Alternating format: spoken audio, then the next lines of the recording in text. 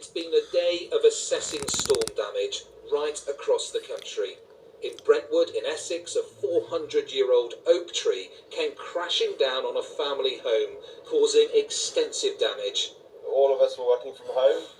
It was at about 11:30 yesterday morning, probably the height of the wind speed, I would say. We just felt the house move, and that was a big gust of wind, and seconds later the tree just crashed into the house, and we were covered in dust and just general debris, and we ran outside to see what had happened, and we were confronted with what you can see behind us. 140 miles away in Gloucestershire, Aston-on-Carron near Tewkesbury is just one of many places which have been without power since yesterday afternoon. The storm here didn't just knock over one tree, it destroyed a whole coppice.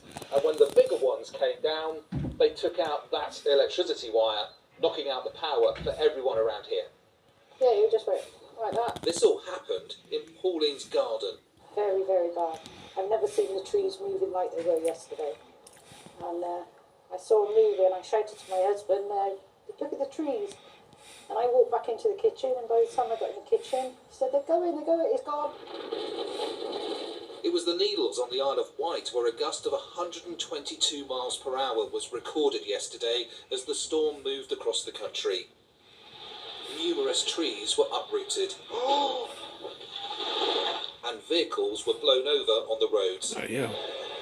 Passengers at Preston Station were typical of those trying to travel today. It was absolutely awful carnage. We got on at the first stop, we got a seat and everything, but it was standing for a lot of people all the way down. People lost their lives in these winds because we were stood up on a train. We were just grateful to get home. Wales was badly hit by the storm too. In Newport, today was about assessing damage and making things safe for the time being.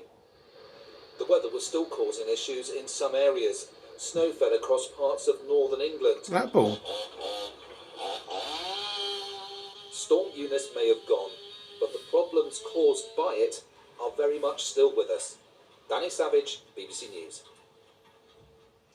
Well, earlier we spoke to Ross Easton, Director of External Affairs at